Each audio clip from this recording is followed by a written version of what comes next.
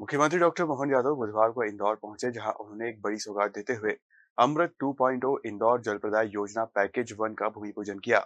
800 करोड़ की लागत वाली इस योजना को पेयजल व्यवस्था को सुरक्षित और दीर्घकालिक समाधान की दिशा में बड़ा कदम माना जा रहा है।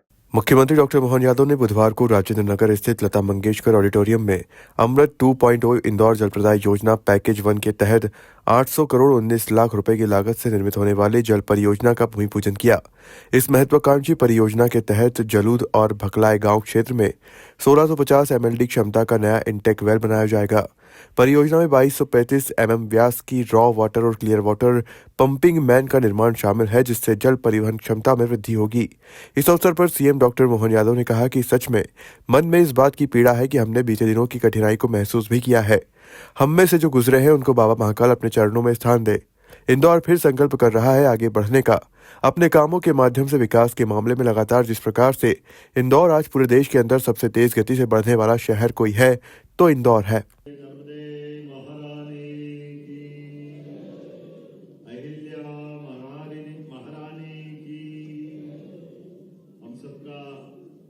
आज के इस नर्मदा के चौथे चरण के शुभारंभ के अवसर पर मंच पर विराजमान माननीय मंत्री श्रीमान कैलाश जी साहब, इस अवसर पर माननीय मंत्री जल संसाधन तुलसी भैया, आपका भी तुलसी दल इसमें नर्मदा जी के माध्यम से डला। जोरदार अभिनंदन तुलसी भैया, कैलाश जी साहब। इस अवसर पर हमारे वरिष्ठ नेता पूर्व महापौर माननीय कृष्णरानी मोघे जी, आपका भी स्वागत अभिनंदन।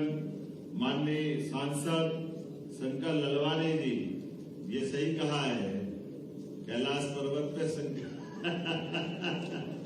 तो हमारे लिए आज के इस अवसर पर माननीय शंकर भैया, माननीय विधायक रमेश मेंदोला जी, मालिनी गौड़ जी, महिंदा आडिया जी, मनोज पटेल जी, मधु भैया, गोलू शुक्ला जी, सुमित मिश्रा जी, प्रताप करोसिया जी, श्रवण चावड़ा जी, जयपाल सिंह चावड़ा जी, सभी एमआईसी के सदस्यगण, सभी आगंतुक अतिथिगण, प्यारे मित्रों, भाइयों बहनों, आमंत्रित अतिथिगण, सच में मन में इस बात की पीड़ा है जिसके कारण से हमने बीते दिनों की एक कठिनाई को महसूस भी किया है, लेकिन कष्ट की उस क्षण में भी हमारे मन में हम में से जो गुजरे हैं उनके प्रति मैं बाबा महाकाल से कामना करता हूं, उनको वो अपने चरणों में स्थान दे।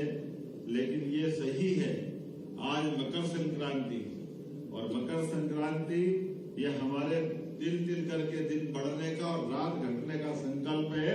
इंदौर फिर संकल्प कर रहा है आगे बढ़ने का, अपने कामों के माध्यम से विकास के मामले में लगातार जिस प्रकार से इंदौर आज पूरे देश के अंदर सबसे तेज गति से बढ़ने वाला शहर अगर कोई है तो इंदौर है।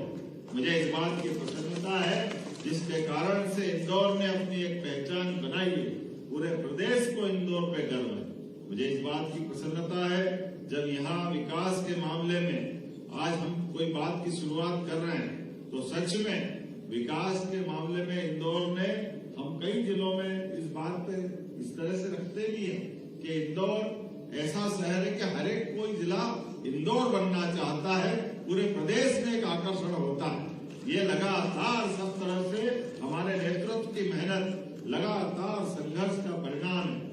लेकिन ये बात सही है, कठिनाई के दौर में कठिन होता है, वो दौर भी हमको याद है। इसलिए हमने कहा कि इस कष्ट की घड़ी में हमारी सरकार ने जितना बन पड़ा है, नगर निगम ने जो बन पड़ा वो सब कुछ करने का प्रयास किया।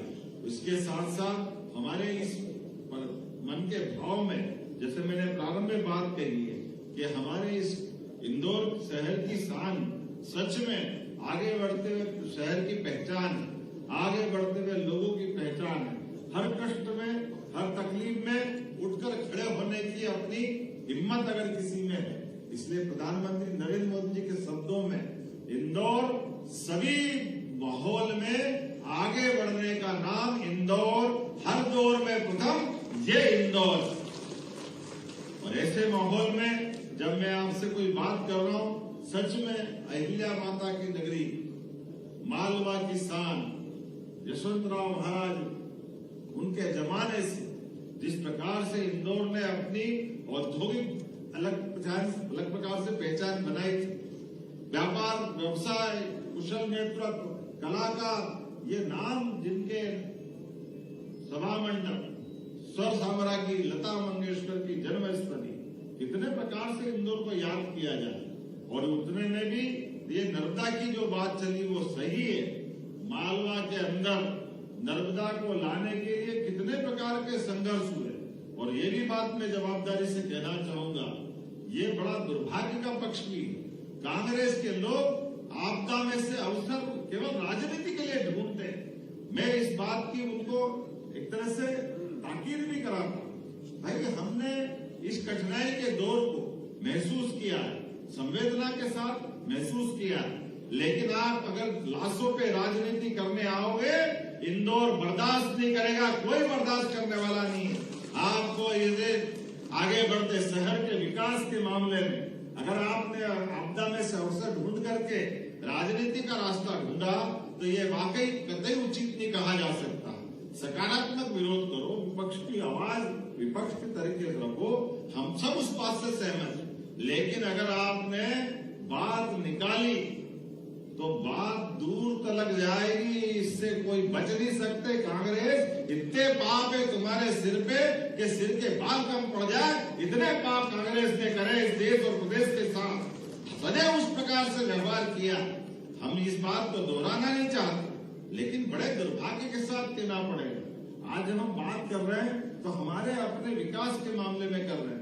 इंदौर आगे बढ़ने का संकल्प ले रहा है और इंदौर के आगे बढ़ने के संकल्प में जब हम आगे बढ़ते हैं तो आज अपने इसी इंदौर के अंदर नर्मदा के पानी को लाने की हिम्मत, नर्मदा के पानी को मालवा तक लाने की हिम्मत, ये नर्मदा वैली का पूरा डैम बना तो उस समय था जब जनता पार्टी की सरकार थी, लेकिन लंबे समय तक कांग्रेस की सरकार रही। कांग्रेस ने पूरे मालवा निवाड़ को नर्मदा जी का एक बूंद जल लेने के लिए तरसा करके पूरे किसान का, व्यापारियों का, नगर का, गांव का, सबका विकास अवरुद्ध करने का काम किया। मुझे गर्व है सरदार सरोवर बांध बनाकर जिनने पूरा किया उनका नाम है श्रीमान नरेंद्र मोदी जी। जोरदार अभिनंदन श्रीमान नरेंद्र मोदी जी के माध्यम से। और नरेंद्र मोदी जी के बाद हमारी सरकार साध्वी उमा भारती, बाबूलाल जी गौर और शिवराज सिंह जी चौहान के बाद कहा 7.5 लाख हेक्टेयर का सिंचाई का रकबा था, आज हमारी सरकार को मिला के 56 लाख हेक्टेयर का सिंचाई का रकबा अगर हुआ है तो हमारी सरकारों के कारण से। कांग्रेस के शासनकाल में उस दौर में वो पानी दे सकते थे। अरे मध्य प्रदेश तो नदियों का मायका है, यहाँ नदियों में जल में परमात्मा की कृपा। हमारी नदियों से तो गुजरात, राजस्थान और जहां तक जिधर जरूरत पड़े हर तरफ जल राशि जाती। नर्मदा नदी अपोजिट में जाओ तो सोन नदी, गंगा बेसिन की नदी, पार्वती, काली सिंध, चंबल योजना, जिसके माध्यम से राजस्थान, कांग्रेस के माथे फिर ये कलंक आता है। राजस्थान के लोग प्यासे रहे, राजस्थान के लोग परेशान रहे, लेकिन पार्वती, काली सिंध, चंबल योजना में कांग्रेस ने दिल का बड़ा पन्नी दिखाया, मुकदमे में उलझाए। हमारे 15 जिले और वहां के भी 15 जिले, पूरा राजस्थान हम सब जानते। राजस्थान के लोग वीरता में, धीरता में, गंभीरता में, व्यापार में, व्यवसाय में, सब में आगे बढ़ने का मादा रखते, लेकिन पानी की कमी की उनके पास कोई इसकी परमात्मा की कोई कमी रह गई कि आज राजस्थान में पानी मिल जाए तो उनके अपनी जवानी बदल जाती है, उनका अपना खेतों का माहौल बदल जाता है। लेकिन मुझे इस बात की प्रसन्नता है, माननीय प्रधानमंत्री नरेंद्र मोदी जी के बाद उनने अपने आशीर्वाद से 3 नदी जोड़ो अभियान के लिए पैसा मध्य प्रदेश के लिए जोरदार अभिनंदन। हमारे अपने पूरे प्रदेश की तस्वीर बदलने के लिए पार्वती, काली सिंध, चंबल योजना राजस्थान के साथ, केन बेतवा नदी जोड़ो अभियान उत्तर प्रदेश के साथ, पूरा बुंदेलखंड। कांग्रेस ने सदैव विजय पाई थी बुंदेलखंड से, लेकिन बुंदेलखंड के लगातार जिलों के अंदर सूखे पे सूखा पड़ता, नहीं तो बुंदेलखंड में किस बात की कमी। खजुराहो के वो आकाश से बातें करते हुए देवालय, अद्भुत सौंदर्य का प्रतीक, प्राकृतिक सौंदर्य, वन संपदा, माइनिंग, सब प्रकार की चीजें थी। अगर नहीं कुछ था तो पानी की कमी थी। केन बेतवा नदी जोड़ो अभियान स्वर्गीय अटल बिहारी वाजपेयी जी ने सपना देखा था। जोरदार अभिनंदन माननीय अटल बिहारी वाजपेयी जी का करें।